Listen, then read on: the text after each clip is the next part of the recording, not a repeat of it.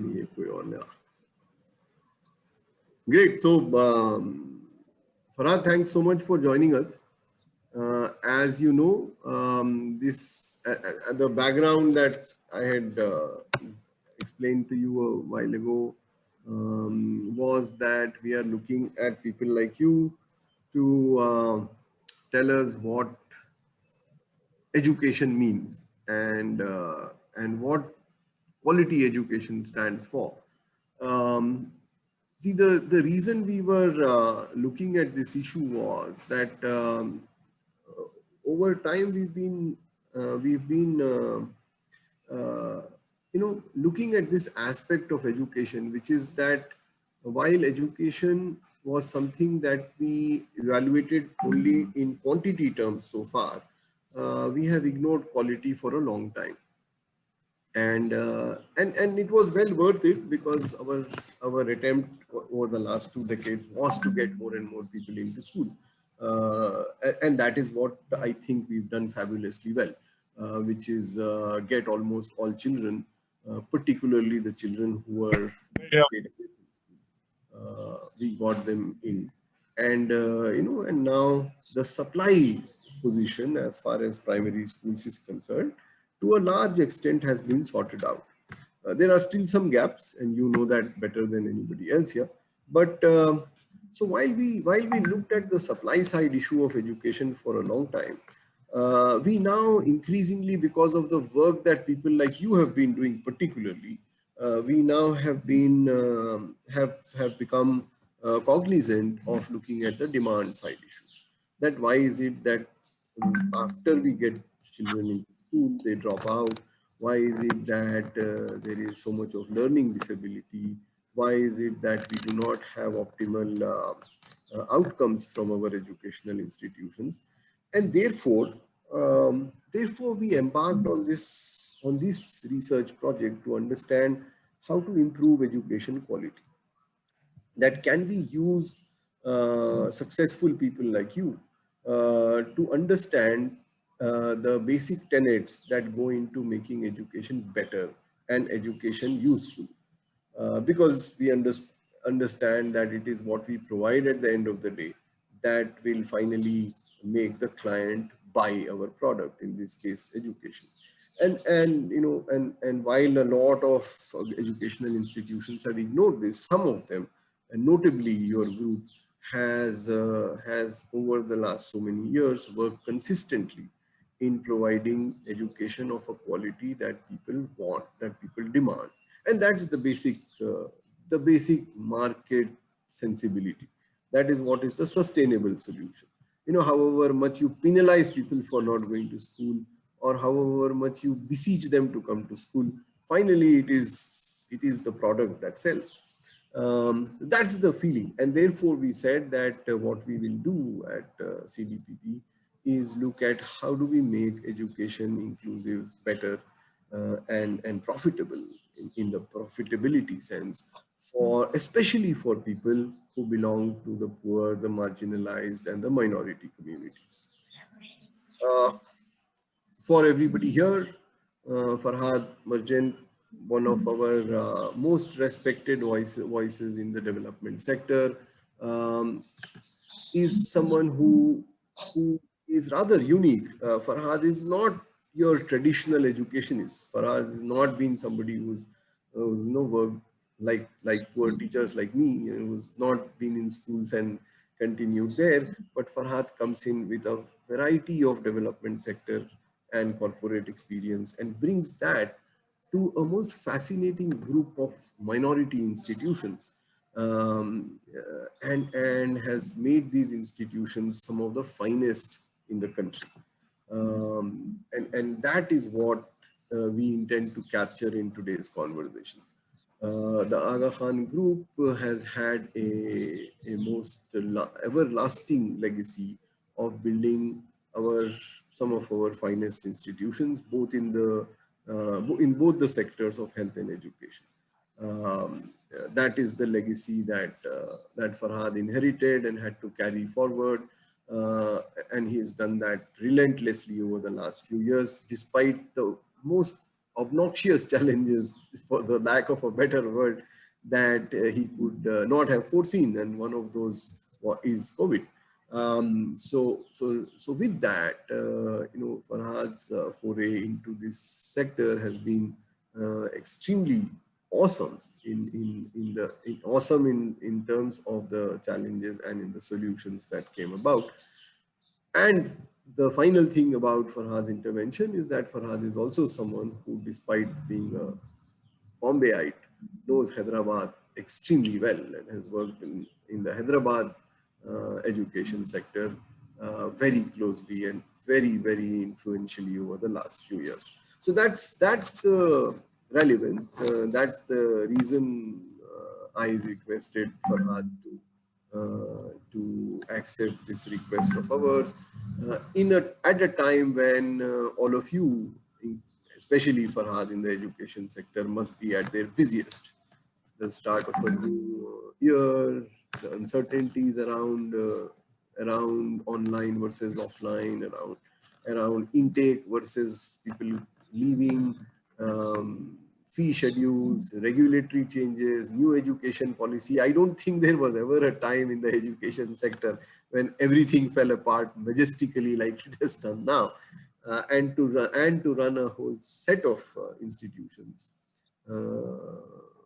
at a time when you can't travel, like Farhad used to, and to yet manage things is indeed miraculous. So therefore, we are very lucky that we could get Farhad to share his time with us and now his thoughts. And I'm really thankful to all of you. I know all of you who are extremely interested in the development sector, particularly in the education sector. Thank you all for joining today's event. I'm sure you will enjoy it as much as I know I will. So over to you, Farhad, uh, and we will come back with our questions. And those of you who have specific questions, specific comments, please use the chat window, and we'll pick up the questions from there. So Farhad Merchant, please. Thank you. Thank you, Amir. I think it's a bright, sunny Saturday morning, and in Mumbai, which is rare because in the monsoons usually you have very erratic rains and things like that.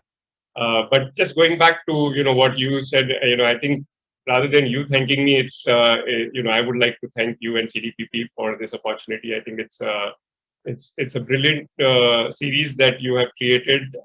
This research, I think, will go a long way in helping us to address some of those challenges. And when I look at challenges that you put forward and you shared with the changing situation, with the COVID, with the NEP, and all of the regulatory changes that come along with it, I think in that challenge itself is an opportunity.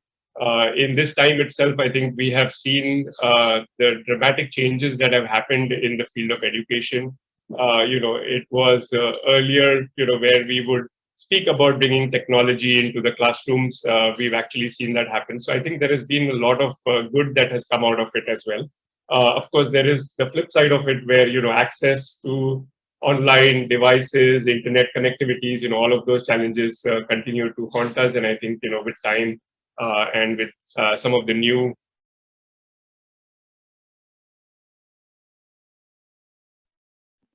another friend of mine very recently, uh, just a couple of days back, where they are patenting a new technology which will not even need internet connectivity and bandwidth in order to continue the accessing good quality. So I think there is hope and there is scope for improvements as we move ahead. Just before I kind of get into a little bit about what we are doing, I just wanted to touch upon that. If you have any questions in between, Amir, or if any questions come through the chat box, feel free to interrupt me. I'm happy to take questions as we go along. I'd prefer this not to be a monologue, as you call it, a discussion series. I'd like it to be a discussion, a conversation, where we can learn from each other, because I don't claim to know it all. And as you rightly pointed out, I'm actually somebody that has jumped into the education sector, not really from it. So with that, I'll kind of quickly just give you a little bit of a background. I've studied and grown up in Mumbai, as you said. I actually did my electronics engineering, which so in my mind it was about being the next Einstein. That's how I started off. Transitioned into IT after graduating, where I continued to have that desire to bring about solutions to problems that people face, and this was across industries through software solutions. So it was not an Einstein, but it was a variant of the same. And worked with various clients and organizations in various countries, not just in India but around the globe. And in that, learned about different industries, different businesses, different cultures, and the varying needs that are there across the world. And I think that itself has been a huge learning for me. Especially when I made that transition from the corporate sector, where I was for 17 years, uh, and nearly 10 of those which I spent outside India, and I moved into the social sector in 2008. And with this same organization, Aga Khan Education Service India, where I spent a little over 4 years, and then I rejoined them a couple of years back in 2019. Uh, and in between, I spent some time with a couple of other organizations which were into cross-sector leadership development, edtech solutions for aiming at the bottom of the pyramid. So trying to reach out to the marginalized students with some amazing concepts, ideas, thoughts that and visions that these organizations brought to the table, which also gave me quite a diverse range of learning in which I could kind of bring back when I rejoined Aga Khan Education Service India. I also played a couple of roles in the voluntary capacity. So I was with the Whiteboard, which is an arm of the I Volunteer Network, trying to help social organizations with some of their deep challenges. I played the role of honorary secretary for the Education Board in India, and I'm also on the board of Common Purpose, which was an organization that I worked with in leadership development. Um, Currently, the Aga Khan Education Service India is a portfolio of schools, preschools, a hostel, of which we've got a school as well as a hostel in Hyderabad, and of course we've got other schools in Telangana as well. But we are also in Gujarat and Maharashtra, in the states of Gujarat and Maharashtra. So we're quite kind of spread in India, working with different challenges in each of these states. Sometimes you kind of look back and you see that each of these states almost is like its own country, having its own regulations and its own compliances. I think all of these challenges, as I said, are opportunities where we kind of learn and work on improving things. Since you spoke about the Aga Khan Development Network, and you spoke about health and education, but the Aga Khan Development Network also works in the areas of livelihood, built environments, habitat, disaster management, uh, heritage and culture, rural support. So there's rural development. So all of it kind of comes together in order to bring about a holistic development. So that's what Aga Khan Development Network is all about. Um, when I joined Aga Khan Education Service India, I came in. I came in with actually no background in education, right? So the various industries that I was working in IT, none of them were actually, with an education focus. However, what I realized, when I was considering the opportunity and when I made the transition, is that there were a number of transferable skills, which helps one to adapt to the new space and sector. Because at the end of the day, I think we all know and understand that people are people. At the end, they are not going to be any different whether you work in one industry or another. What is really needed is that you need to enroll them on a value-based vision, so that they are having that direction and wanting to contribute towards that. Similarly, financials and budgets, they remain the same, whether you call it profit and loss or you call it surplus and deficit. Strategies, every industry has that with its own nuances. But at the end of it, it is about knowing where you are, where you want to go, and how you're going to get there. So that principle, that framework remains the same. Similarly, the frameworks that we use to prioritize things pretty much remains the same. where you can transition things from the corporate world into the social world and still achieve, the low-hanging fruit, the 80-20 principles, all of those remain the same. You would still monitor a project, whether it's in IT or a program that is in the social sector, and you would still measure outcomes where you know your goals, and you would have ways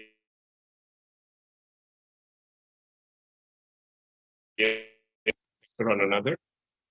Um, I think, on hindsight, this is what education is about. It's about helping you to adapt to these evolving needs that the world has. And, there is already a quote that somebody has made in the past, which talks about, you're teaching your children today for a world of tomorrow that they do not even know. You don't even know what the needs are going to be. So I think that is the core of this education that we need to look at. And you were talking about good education, and I think what I would want to um, look at in education is not just the book knowledge, not just the knowledge that you learn through the syllabus, through the knowledge that you're gaining through the books and the subject knowledge that you get. But beyond that, it's about your presence in the classroom, your interaction with the children around you that come from different walks of life. So the diversity itself, in a way, allows you to learn about the qualities of inclusion. It allows you to learn about collaboration, about respect for each other, about how do you work together to achieve outcomes. So you identify opportunities to give the children projects that they can work on together, where the collaboration, the creativity comes in. A lot of critical thinking, analytical reasoning. These are things that you kind of give them as life skills, which is beyond what the subject knowledge that you're giving them. So I think, and a lot of people do question whether you use any of your learning in your actual work. And I personally, I have questioned it from time to time as well. I probably still do. Uh, but I think it is in some subliminal way, we do apply what we have learned, whether it is direct or whether it is indirect. Maybe not in the way that we have learned it. So just as an example, as an engineer, it required me to apply analytical and logical reasoning, which aligned initially to the IT industry. However, if I had to kind of think back about this, I've used the same skills in the field of education as well. So I think it is, education is definitely more than just learning subjects. It is about mutual respect, about inclusion, about trust, collaboration, engaging with each other. There are a lot of areas that we can look at, which end up becoming the life lessons that these students carry as they become the future leaders, the future citizens of the country. Uh, the One of the things that I do want to stress upon is that anything that we work on, whether it's in the education industry or any other, I think as people, we do not really operate in isolation. There are always dependencies, right? So when we are working, it's always, you can't really work as an individual and expect that, you will be able to achieve what you want there, unless you're, and I think the most recent example of these are, all of the global awards, etc., that are there, the Nobel Prizes, where it's always been a combination of people that are getting these prizes, which shows that the collaboration is such an essential part of our lives. And if we really look at human beings, they are social animals, and in that social construct, working together, it comes naturally to most of us. However, what typically is missing is a conducive environment or the culture of an organization that helps this to flourish. And I think that is what we have tried to do in order to foster this, the spirit of collaboration, the spirit of creativity, is about creating an environment that enables people to be able to work in that direction. Um, if I had to kind of, just step back and say, what is that one challenge which encompasses, all the challenges that we face in the industry? It is the ability to adapt in a timely manner to the rapid advancements in the real world so that they remain relevant and resilient. I think that's really the crux of the challenge that most of us are trying to solve.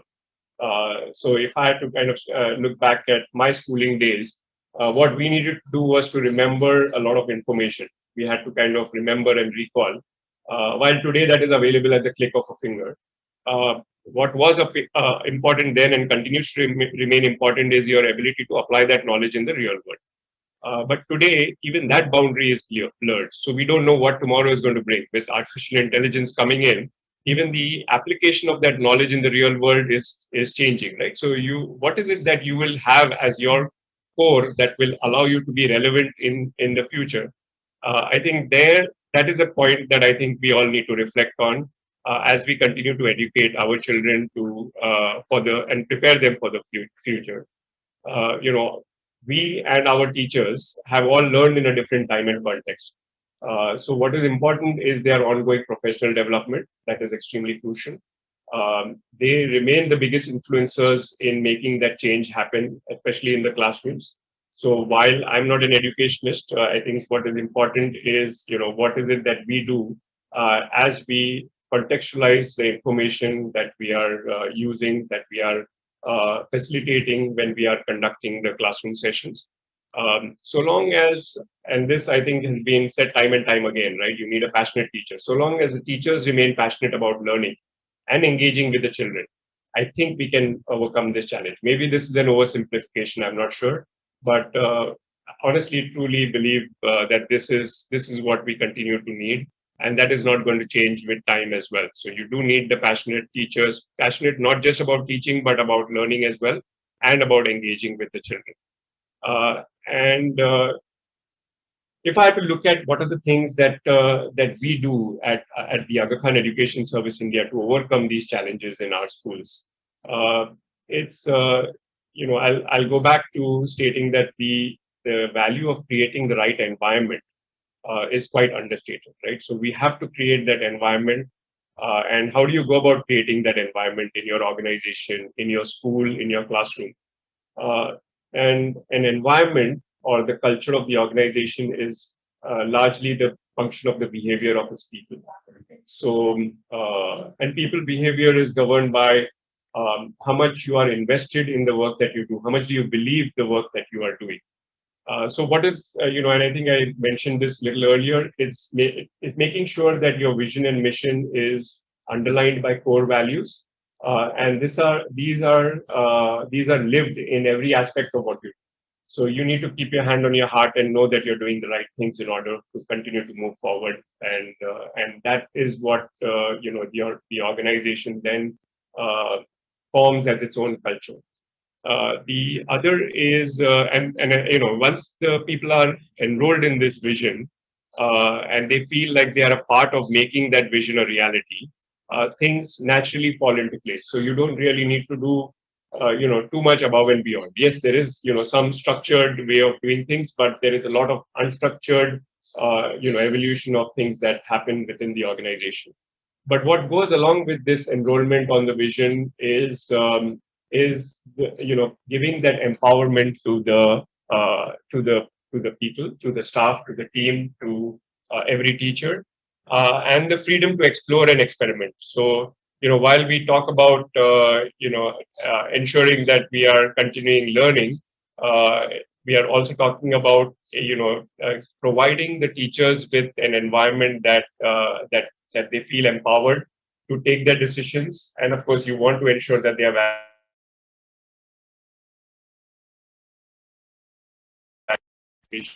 are very much needed in the changing world today. And you spoke about the impact of COVID, and I think some of these, whether it is COVID times, whether it is face-to-face classrooms, these tenets that you spoke about, I think they remain the same. The other element that I think is extremely important to create the right environment is very clear and transparent communication and fairness of practices. So, as an organization, we have strived to do that. We have tried to make sure that we have clear communication, whether it is from the center to the schools, whether it's from the schools to the teachers, whether it's from the teachers to the students. The communication paths need to be absolutely clear, and there has to be transparency as much as possible. And the other aspect which I spoke about is in terms of fairness of practices. So you may have policies, but the implementation of those policies, how do you ensure that you're remaining fair and true to the values that define those policies? I think that's a very core element of making sure that you create the right environment. There has to be respect. I think respect for every individual in the organization, every teacher, trust in their abilities and in their intentions. Because all of them are in this field, not I mean, in majority of the cases they are in it because of the passion. Today, and we hope that this will change. Back to the way it used to be in the old days, where the guru was the person that you would really respect. Teachers at some point, somewhere along the way, we have not given them that level of respect that they really deserve. I think we need to make sure that it becomes a profession of choice, where people move into this profession out of their choice rather than are forced into it. I think that would be very, very important. And once you respect them for what they're doing and trust in their abilities and their intention, I think that sets the ground for success in allowing for this creativity and collaboration to flourish. I think we have strived to do that and create that kind of environment and culture at Akbar Education Service India. And I think this will always be a work in progress. I don't think we can step back and say that we've arrived. But I think we can safely say that we are moving in the right direction. I'll take a pause there, before saying anything else. If there are any questions or anything that you'd like to ask.